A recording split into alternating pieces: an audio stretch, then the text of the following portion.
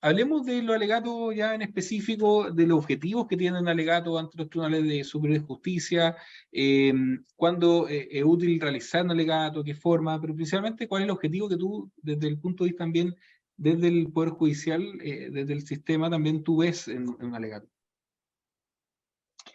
Bueno, y aquí también varias cosas. La verdad es que alegar es más bien el ejercicio de un derecho y en ese sentido está ahí, está a disposición y va intrínsecamente ligado al recurso que uno entabla.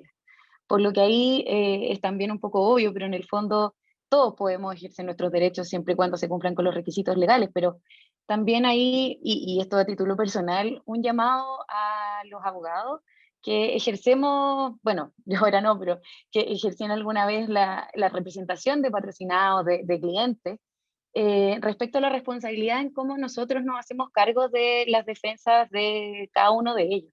En ese sentido, y como decía en un principio, la ley contempla el ejercicio de los derechos, es una garantía constitucional reconocida en tratados internacionales y es algo que es imposible reconocer.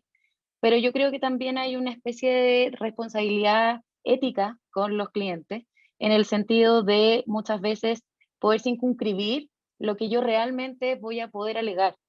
¿A qué voy con esto? O recurrir. Que muchas veces, y aquí me hago cargo de lo señalado, vienen recursos en que quizás son recursos de derecho estricto y que el abogado ni siquiera va a alegarlo a la corte. Entonces ese recurso, por causa legal, sale abandonado. Entonces, en ese sentido, se ejerció un derecho, eh, pero no de la manera correcta.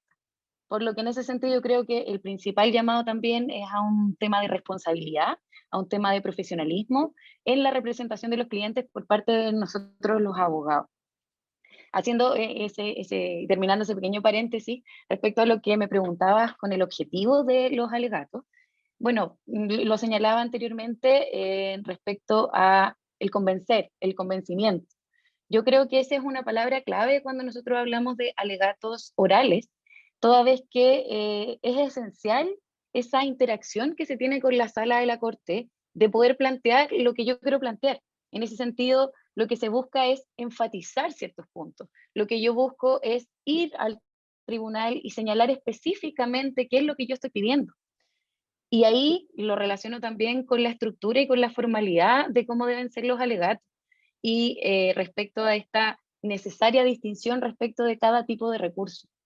Evidentemente, si yo tengo un recurso en el que existe una relación, eh, no se espera por parte de los ministros que los abogados realicen una reiteración de los antecedentes de hecho, porque están a disposición, salvo que quizás a un abogado le parece prudente hacer alguna complementación o agregar algo que le parece importante para el énfasis de su alegato, o etcétera, pero relacionado siempre respecto a complementar, porque el reiterar la relación de los antecedentes yo creo que no es un aspecto útil tanto para el abogado que está alegando ni para la corte.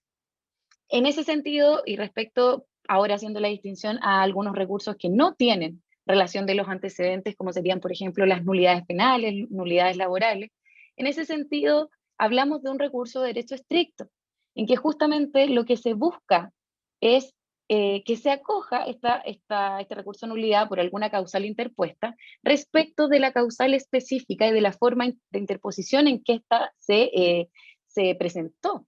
Por lo tanto, no es necesario un análisis completo o hacer un resumen desde que la causa ingresó, las respectivas audiencias, la rendición de la prueba y todo el transcurso del juicio, salvo que dichos aspectos sean necesariamente esenciales para el planteamiento del recurso. En ese sentido, yo creo que es muy importante, y lo vuelvo a reiterar, qué es lo que nosotros estamos pidiendo. Evidentemente, cuando el abogado alega un recurso de protección, el foco principal es cómo, cuándo, por qué y quién vulneró la garantía fundamental que se está alegando. En un recurso de nulidad, evidentemente, es cómo la sentencia o el juez o el procedimiento incurrió en la causal de nulidad alegada. Por lo tanto, es muy importante hacer esta distinción y poder enlazarlo con la estructura del alegato. En ese sentido, es distinto el convencimiento que se intenta lograr en un recurso de protección, en un recurso de amparo, que en un recurso de casación, por ejemplo. Y ante eso, en ese sentido, como lo que decía Rodrigo, quizás adelantando un poco el tema de la estructura, lo principal es una coherencia en el alegato. No solo en el alegato en sí, sino también en el alegato oral y con el correspondiente recurso. La verdad es que me ha tocado también tristemente que muchas veces algunos ministros detienen un alegato a los presidentes de la sala señalando, abogados, eso no está en su recurso. Porque los ministros tienen acceso a la causa, más ahora en que tienen los elementos tecnológicos para poder relacionarse con el proceso de manera automática. Ellos tienen, la gran mayoría, su computador, su notebook, su iPad, y ese tipo de cosas, como por ejemplo, agregar circunstancias que no estaban en los recursos. No quiero decir la palabra mentir, pero muchas veces entregar una versión un poco difuminada o trastocada de ciertos hechos que fueron quizás acreditados en juicios también se da. Entonces, en ese sentido, más allá de relevar una estructura certera que sea como infalible respecto a cada uno de los alegatos, yo llamo a hacer ese análisis de cómo se plantea en relación a lo que quiero lograr. Ahora, tomándome lo último que señalé, que si bien no existe una estructura infalible, aquí un tip que sale del día a día de la práctica de mi trabajo como relatora, ojo con las peticiones concretas. En ese sentido, yo creo que cada uno de los recursos evidentemente las tiene consideradas, pero ojo, parte de la formalidad, la responsabilidad de los abogados, el cómo lo planteamos. O sea, es de todos los días en un recurso de nulidad que el abogado solicita que se revoque la sentencia. O que en un recurso de protección a mí me piden que, no sé, que se revoque algo que evidentemente no hay nada que revocar. Entonces, en ese sentido, también un llamado a la formalidad y la preocupación de qué es lo que nosotros estamos pidiendo. Estamos tratando ante colegas, los ministros tienen una formación extraordinaria, tienen el desarrollo de su trabajo y ellos presumen también un conocimiento del derecho de parte del abogado. Entonces, en ese sentido, es muy útil que el litigante tenga en consideración esos aspectos, respete los mínimos en ese sentido de establecer las peticiones concretas y de cierta manera garantice un mínimo también en la calidad de la defensa de los derechos de sus representados. O sea, muchas veces hay recursos que se caen por aspectos formales y eso pasa todos los días respecto a formas de interposición de causales, a petitorios incompletos, dejando de lado obviamente, por ejemplo, el transcurso de los plazos, pero existen este tipo de cosas que van más allá de un buen alegato de manera oral, porque no sacamos nada con que un abogado tenga una habilidad comunicativa extraordinaria y que pueda convencer a todo el mundo respecto a lo que quiere contar, pero no existe este tras bambalinas en el fondo que tiene que ver con la preparación de su recurso y lo que le da sustento al propio alegato oral, porque los dos se interrelacionan y en ese sentido es súper importante tener en consideración que ambos tienen que tener el nivel adecuado para poder presentarlos ante la sala, para que la sala conozca de una manera adecuada también el asunto. Gracias, María José. Francisca, ¿no sé si quieres comentar algo respecto de los objetivos y Sí, mira, de lo interesante que plantea también María José en lo y, último? completamente de acuerdo con María José. A ver, en relación a los objetivos, claro, ¿cuál sería como el objetivo del alegato? Es convencer con argumentos tácticos y jurídicos y persuadir, ¿no es cierto?, a los ministros porque la sentencia es errada desde el punto de vista del apelante, por ejemplo, o del recurrente, o correcta desde el punto de vista del recurrido. Entonces, como bien decía María José, tiene que ver con este convencernos, ¿cierto?, a través de los argumentos, pero también con este persuadir, ¿no es cierto? Y el persuadir es un poquito más allá, porque el persuadir también dice relación en cómo, de alguna manera, exponemos este alegato. No es solo lo que decimos, sino cómo lo decimos.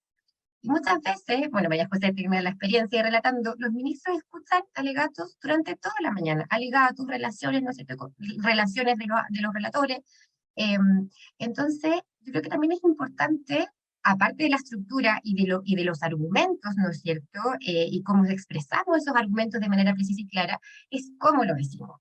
Y en ese sentido también quisiera destacar que el alegato tiene que ser atractivo, ¿no es cierto?, para los ministros. Siempre se comenta estas historias de que los abogados integrantes, algún ministro se queda dormido durante el alegato. Bueno, eso a veces pasa y es así, ¿no es cierto? Entonces, ¿cómo lograr que sea atractivo?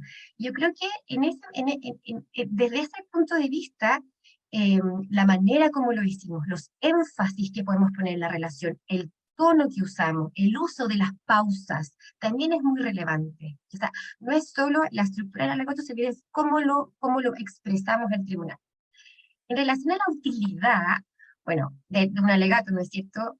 Tenemos que partir de la base de que si un abogado, un abogante pone un recurso, ¿no es cierto?, es porque tiene la íntima convicción de que esa resolución, ya sea errada, ¿no es cierto?, o si incurre en algún vicio, ya sea en la resolución o previo en el procedimiento.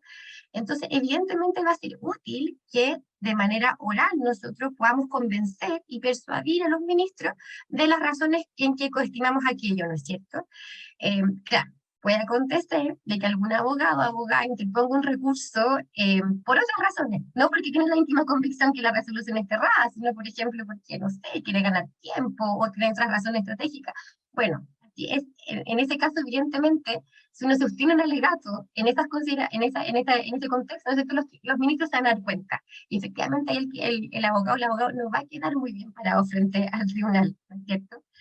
Ahora, en relación con ciertas recomendaciones, yo diría, cuando hay relación, ¿no es cierto?, en materia familia, en materia civil, con recurso de apelación, diría que una de las recomendaciones como importante, que es algo que mencionaba María José, dice relación con estructurar el alegato, ¿no es cierto?, de manera clara y que sea flexible. Flexible. Es muy importante también escuchar la relación previo, en el fondo, del alegato al abogado. ¿Por qué? Porque puede acontecer, ¿no es cierto?, que yo como abogada prepare un alegato en que está estructurado de manera muy similar a la relación que ya efectuó, ¿no es cierto?, el relator. Entonces es muy importante que yo sea capaz, ¿no es cierto?, de poder modificar ese alegato. ¿Por qué? Porque como bien decía María José, el alegato no puede ser una repetición de los hechos de la relación, ¿ya? Y adicionalmente, entonces tengo que tener la capacidad, ¿no es cierto?, de poder modificar la relación de manera de aportar información que sea relevante y que sea distinta de aquella que se menciona en la relación. No es una repetición de hechos. Yo lo que puedo hacer quizás es dar cuenta de hechos que se omitieron en la relación, ¿ya? Porque el relator estimó que no eran relevantes, ¿no es cierto? O lo que puedo hacer es destacar algunos hechos relevantes, pero no puedo volver a relatar la causa en el alegato. Y adicionalmente es muy importante tener presente que el relator o la relatora estudia los antecedentes a través de la carpeta electrónica, ¿no es cierto? Pero es el abogado o la abogada la que tiene el conocimiento de la causa, ¿no es cierto?, en la que están las particularidades de la causa. Eso no lo puede saber el relator que se estudia los antecedentes de la carpeta electrónica. Entonces, el énfasis, el tono que yo le voy a dar a la relación solamente lo conoce el abogado. Y hay una cuestión también es relevante, hay ciertos como componentes humanos, ¿no es cierto?, en relación a la persona de los litigantes, o en relación a antecedentes que quizás no fueron destacados por el relator, que es muy importante que se pongan en conocimiento de los ministros al momento del alegato. Ese dato, ese componente humano, esto que no se dijo y que puede ser un componente relevante para persuadir a los ministros, también es importante que se ponga en conocimiento. Y adicionalmente, bueno, hay otras recomendaciones que son quizás obvias, pero lamentablemente, como mencionaba María José, es importante que el alegato es una decisión oral, por lo que no debe ser leído. Si en algún momento es leído, ¿no es cierto?, o se aprecia por parte de los ministros de que no sé, el abogado o la abogada recurre mucho a su minuta, eso puede ser objeto de una llamada de atención por parte de los ministros, ¿no es cierto?, y le resta todo el valor que pueda tener ese alegato. Adicionalmente, otras consideraciones, cuando se anuncian, los abogados nos anunciamos por un tiempo específico para alegar, ¿no es cierto? Cuando nos anunciamos 30 minutos, pero en realidad alegamos días, bueno, eso también de alguna manera lo toman en consideración en la Corte, y son ciertos aspectos que nos van a contribuir en que este alegato sea finalmente persuasivo para los ministros. Y lo que ya comentaba, ser respetuoso con mi contraparte, ¿no es cierto?, evitar los calificativos, cualquier gesto que puede denotar falta de respeto, y siempre hablar en tono pausado y claro. Eso podría como aportar.